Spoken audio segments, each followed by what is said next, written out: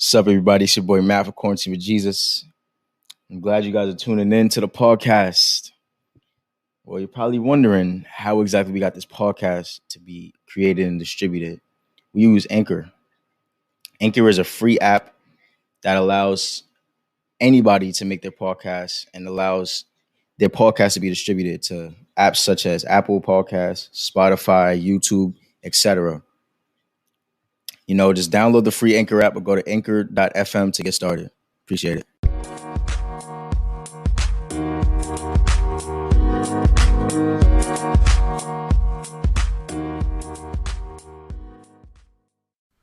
What's up, y'all? We back with part 2 of relationships. Check it out. I'm about to say something on that. But we're though, like, yeah, go ahead. But one thing I realized was that she told me how her mom wanted to make sure 100% that this was good because of course she wanted to make sure. Yeah, your parents as well. They want to make sure on that. Yeah.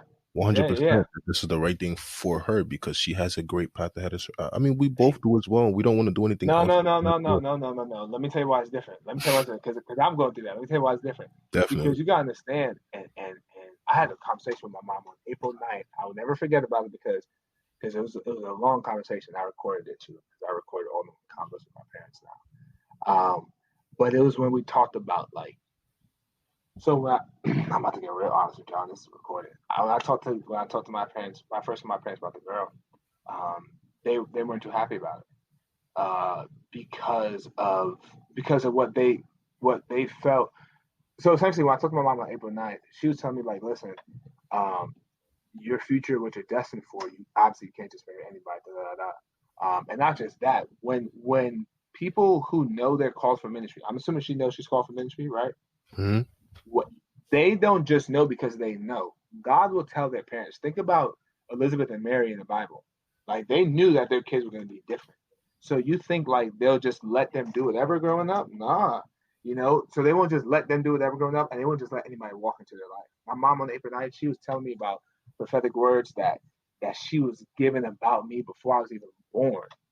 Like before she was even pregnant with me. Before she was even pregnant with me about her first son. While she was pregnant with me. And like while I was growing up, I started crying because of like how true some of them were. And I was just like, yo, like this is crazy. And then she's like, yeah, like, this is why this is why we like that with y'all. Like, especially with you, like you can't just marry anybody. So you can't just be like, oh, this is somebody you want to be interested in. No, this is something we got to take into prayer. This is something we got to take into fasting the right way and heavy. So it's like, yo, when you call into ministry, your parents know before you're born. Like there's been prophetic words about you your whole entire life, even before you accept it. So you can't miss. So it's like you really can't just marry anybody. You gotta really take it to God. Like, oh God, I need you to put your stamp on this. And if you don't, then I'm not doing it. Just that simple. Yeah, that makes me more worried about her than myself. I was really like, yo, like I want to worry. Nah, her, she's more important. Now that's what I'm thinking. But that's crazy. Like you really just put things in perspective. Crazy. Yeah, it's wild. You say you record your parents when they talk? So I have there's conversations I have with my parents where I know I have to record it. I know I have to record it for a plethora of reasons. One, they're gonna be like, they never said that when they definitely did. That's oh my God, 1000% did. I'm like ever since I've been doing it all 2020. I've been recording my parents all year. Like I'll walk into it'll be on my phone or iPad, the computer, whatever tech is around me. Yeah. Hold up. Before you go, let me finish what I'm doing real quick. All right, let's go. Okay. For real, because they'll act like they never said it. And then two, like the conversation I had with my mom, I was happy to record it because of what was said. I can go back to like there's a part of the recording where I'm literally and I'm literally like sniffling, ugly crying. You can hear the recording. It's like that, it was so emotional and real. But it's good to go back and hear some of those things I need to hear. So yeah. Damn. Yeah, man. That's dope. That's really wild. Dope. It's super wild. I forgot our initial thing of what we was gonna say. And we started recording again. We was talking about ministry. Like dating somebody in ministry.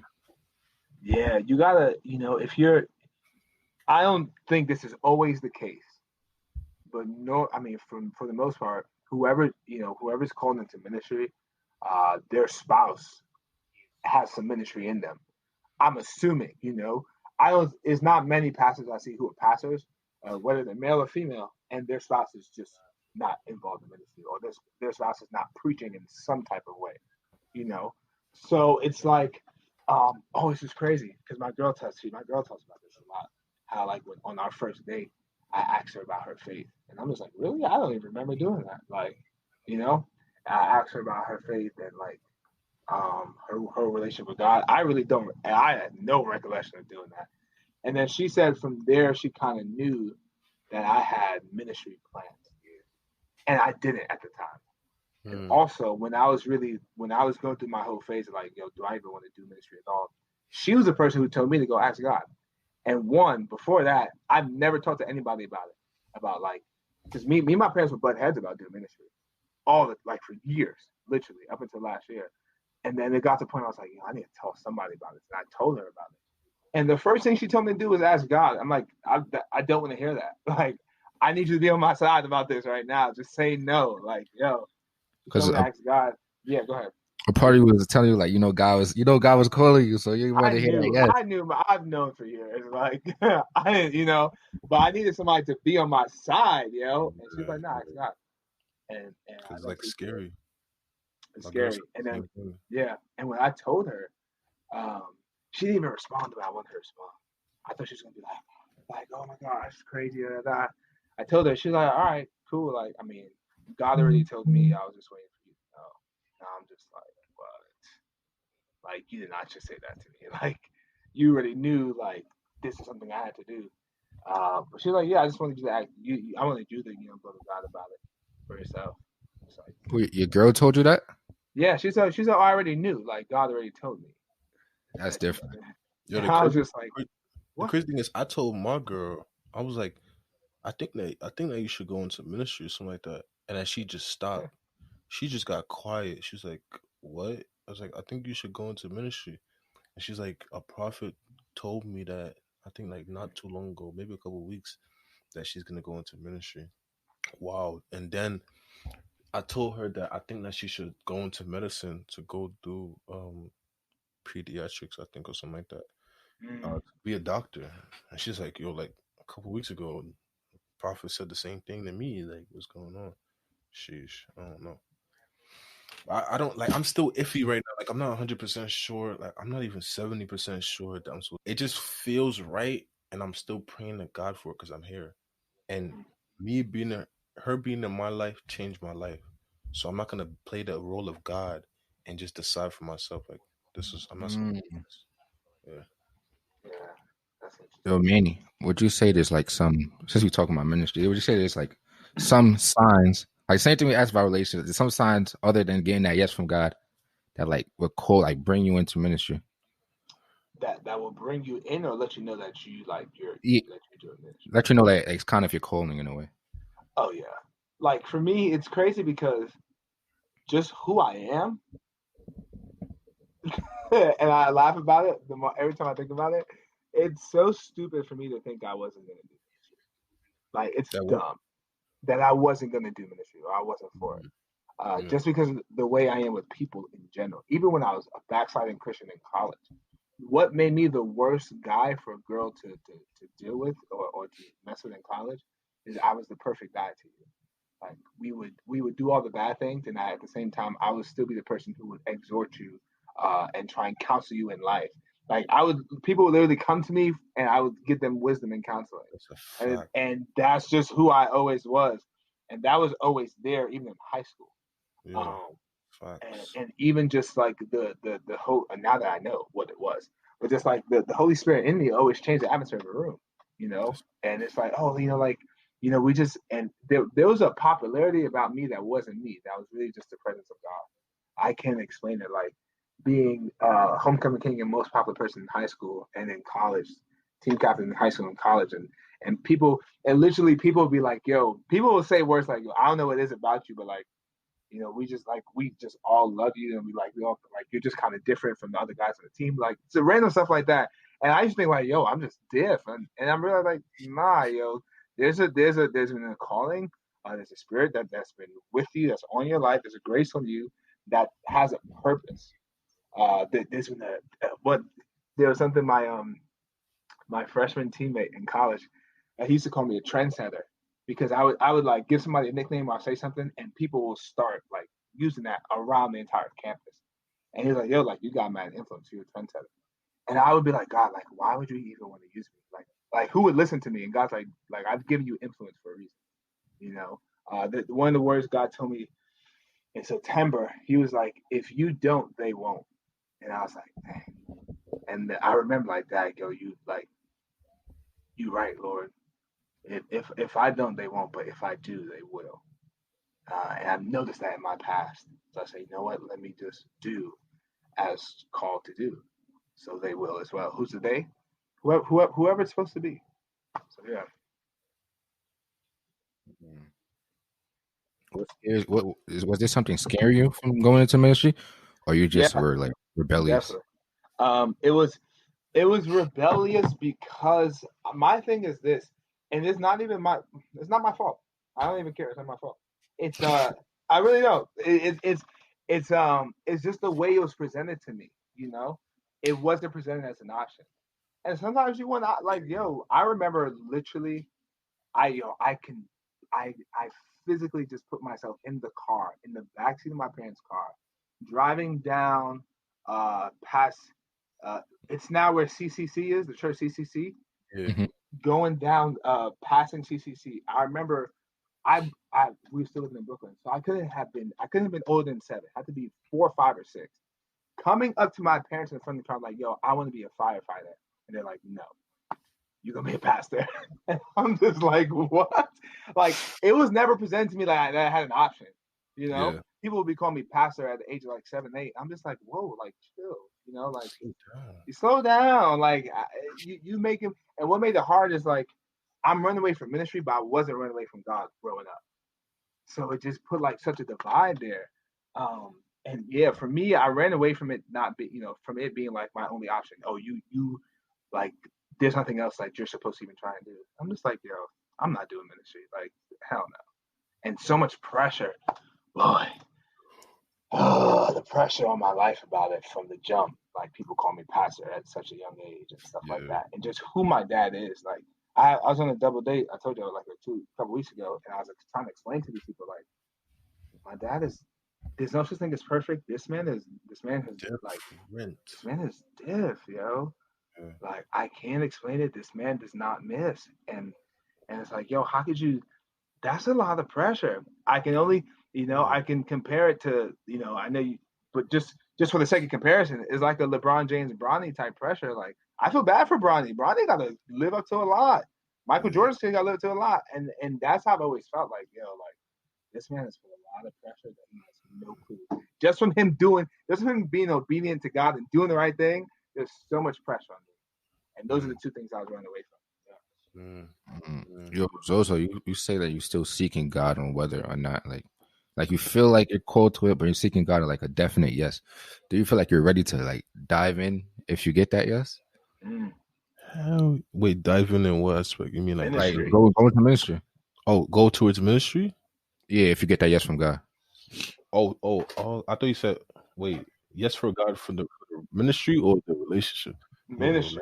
Ministry. Well, it's technically both. So it's like saying it's pretty much saying true. like God approves this relationship, which is Him approving you in ministry essentially. So how quickly are you ready to dive in? I want that thing bad. I really do. Like, I feel like I do feel like the devil really, really attacks my mind so bad. What I want bad is I want God bad. I want to just throw my life away, like throw myself at Him fully. But like I need to stop saying that. But it's like it really do feel like I be underwater. Sometimes it feels like I'm pulling myself up to move. Like there was a time I was really, really going through like there was a time I was really, really going through like depression. I'm telling my dad, I'm like, I really want to get up. I really want to do more. I want to work. I want to work hard, but it feels like I'm underwater. It feels like somebody's sitting on me, you know? Like getting up in the morning was like choking. I really want God so bad. I want His presence so bad. I want Him to fill me up so bad. I want to be disciplined and just sold out for God so bad. Even if it means losing my life for God, I want the thing so bad. And I'm willing to go all the way. If God so help me. So if God really do call me to ministry, I dive in head first. Hey, let me even pick it back because I know what you're saying. Yeah. It's almost, but it's not that this is the only option, but it's conditional because it works hand to hand with the relationship, right? I'm with you. It's like God, if it's almost like if you're saying yes to this relationship, then I know everything else that I thought was you, I'm gonna run at it full speed. Like it takes your faith to that level. Um, like bet God, whatever. Like what do you want? Yeah. I'll do it. I got it. I trust that you have obviously because you're God the best reason for me to do it, and I trust the best outcome's going to come from me doing my part. Yeah, that's right. How did I get to that point? It was like whatever God want me to do, I'm just diving. Like no questions So asked. When you Yes. realize sur- that you're nothing. I mean, for me, surrender. for me, it feels like when I realized that I was nothing and nothing matters. Like that's a mindset that a lot of atheists have. It's like nothing matters. Like, but it's to me, it's like I am nothing. Money doesn't matter. Nothing matters. What matters is is going to heaven and bringing as many people as I can to heaven because it's just so like how can I live with myself if the people that I know and the people that I'm seeing every day is going to go to hell? When I realized that I was Mhm, nothing and I'm everything with God, I just wanted to be everything with God. mhm, Mm. mhm. Yeah. For me, it goes to like when I realized how real he was. Yeah, Like facts. how real when you realize how real God is, you realize how real this is. And it's like, you know what? I gotta live as close to this. Why? Because he is act like the man's is real. So Mhm. if this how he want me to live, I gotta do it. You know, He's I holding the gotta. Bible, by the way. Yeah. Yeah, I'm holding them. Oh yeah, they can't see us. You know, like if it, because he's real, the Bible is real, Yeah. and this is life. The Bible is life. So if there's areas in my life where it doesn't correlate with the Bible, then I can't do it. It's just that simple. I gotta drop the sin. I gotta live a different way. Because God is telling me I have to, and that's the only reason why. Uh, um, about it, my opinion doesn't matter at all. The Bible is Mm. life. Yeah. For me, it was like we dad talked about this like I would have my seasons or like little small things I would try to run away from God, but he would still like try to talk to me, still bring me back, like show that he still Mhm. loved me, like even though I was running away, like purposely like rebelling, and then like it hit me like one day it hit me, it was like yo bro, like he's still doing all of this, like he still wants you, like he's chasing you. It was like that it comes to the point you realize you're just being selfish because it's like he Yeah. loves you that much, bro. I might as well just like for me, it's like I might as well just love him back, like. Yeah. I've been in a headlock my whole life. Like God, I'm trying to run. Come here. I've been in a headlock my entire life, bro. Like no matter how far I think I got, I had not gotten far enough at all. Every time when I think I've reached my limit, it's not my limit. It's not. It's not. It's That's not it. the end. He pull you right back in. So I don't know. I Mm. like when I really saw the beauty of God, man. I remember this one summer. I was really, truly in God's presence. I cannot believe I let myself fall from that. But I'm so get back. There was a summer I was in God's presence crazy. Mm, I was in God's presence like mm. something crazy. Like I will walk outside and everything that I'm looking at, I can see God's like signature on it. Like everything is just so beautiful. Like look at all those things that I have. Like I was just so thankful for everybody. Whenever if somebody would talk down to me, I would smile. I don't feel nothing. Like man, it was like I don't know. Like God's presence really fell on me that summer. It was really, Yeah. I Yeah. didn't want to even look at sin. I didn't want to. I was really that Christian. Like, if I don't know, bro, I need that. No. Yeah. Yeah. And it's always you need to kind of go back to that. And that was me when I was. Sometimes I think about this like, and I say this the same way every time I talk about it with somebody. It's like, man, how I wish, and I know God has a plan and purpose. Even if we kind of do wrong, He still kind of make things right. How I wish I never lost the fire I had when I was a kid. Like I would have started youth ministry at the age of 13 or something, and things could have been a whole lot different for me and a whole lot of people maybe, because it's like, man, when I was younger, oh my goodness, such fire. Like I was I was literally on fire for God. I don't even think I'm that on fire for God now yet. It was like all things, everything. I'm trying to read the Bible. I'm praying. I'm fasting. I'm up and down walking around pacing in the church. No one's even here. I'm praying. I'm like 8 years old. And it's like, Dad, where'd 8? that fire? Yo, at eight, I'm telling you, at 8 years old, between the age of 7 to like 9, I was on fire for God. And I don't know. I think I don't know what happened. Maybe puberty, honestly. And girls kind of distraction. Yeah, actually, that's probably what it was. That's definitely what it was. Girls, But yeah, but before then, yo, fire like crazy. It's like, man, I wish I kind of stayed on that path. yeah. I remember I used to not curse at all. Like a curse word couldn't even come out of my mouth. But then I remember that one summer I was just playing GTA with all my friends from school. It was clip when I came back to school the next the next year, bro. It Yo, was clip, bro. I was clapping everybody in GTA. We was cursing. We were hopping lobbies. My cousin, Aka, was wilding. Whenever somebody do something crazy, we add them to the party and just start cooking them. Start wilding, that's bro. that's Like funny though. stabbing old ladies and taking machetes and cutting up everybody, shooting everybody. That I feel like that kind of like tweaked me just a little bit. Yeah, yeah, You know? yeah. I remember Yeah, that man. I remember before I used to be like, all right, I probably lie, but at least I don't. At least I'm still a virgin. Or I probably do this. At least I don't smoke. yeah, Or like do something. Or at least I don't do this. And it got to the point where I did the last thing. Or I did the last thing of like, dang, at least I don't like. At least I don't like smoke or sell weed. And when I yeah, did that, I yeah, was like, dang, I'm yeah. in a terrible place right now. All the things that like, well, I probably, I've done this, but at least I've never done this. I done did them all. Like, this is terrible, yo. I need to get right. That was one of the big wake up calls for me too. I think that was like 2017 or 2018. Yeah. Sheesh. Yeah, bro. Two things you said, bro.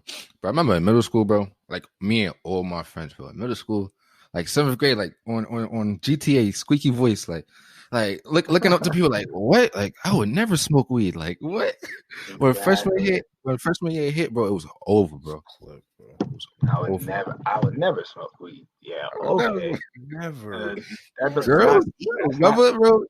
You feel me? Snapchat memories is a lot. Just say opposite. Say the complete Yo, opposite. Snapchat memories do say opposite, Yo, my bro. girl was telling me the other day when we was driving. She's like, because I was asking her, I don't know why I re-asked her if she was a virgin, but I re-asked her, and she said she feels weird about saying she's a virgin because she did other things. I'm like, wait, Mm, so are you a because she said virgin means to be like like pure. pure, like in the Bible is like pure. So then, For real? yeah, it's like purity. I think it was like associated with purity in the Bible, like sexual purity in the Bible. You know? Yeah. I see what you mean. It's almost like and this is a complete different can of worms. Some people, to them, sex is intercourse. Your penis in the girl's vagina, Yeah. nothing else. So they're like, all right, cool, we haven't had sex, but y'all over there having oral sex all the time. It's like, well, Come on. really though, you kind of that's kind of like you're trying to tote the line is kind of define sin, like how close can I get to sinning type thing. Yeah, that's like So telling God that I won't smoke weed and you eating up all the edibles, all the edibles Word. Like, what's the difference, bro? in the tri-state area. yeah, yo, Like, let me circle back to our last call and talk about growth. In the beginning of my relationship with my girl, man, I was still smoking. I didn't stop smoking until last year, actually, to like August last year.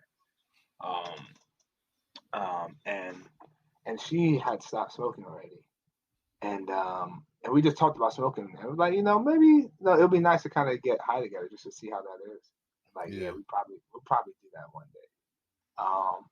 And then since then, our relationship with God has been growing and Hmm. together, and we had the conversation like that's lit.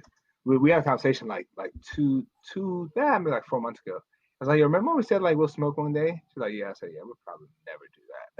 She's like, yeah, like that's I don't know. We don't know what was gonna happen. We'll probably never do that. Like we've grown so much in Christ and with each other that like that was our flesh talking. Even if we had that desire, it's way out there. Yeah. Sup, I hope y'all enjoyed this episode. Make sure to check us out on Instagram at Quarantine with Jesus. Go on our website at quarantinewithjesus.com and post your testimony anonymously. Check us out on YouTube and TikTok, both Quarantine with Jesus. And make sure y'all check out Manny's Instagram at Mr. _Renaissance Man. See y'all next week.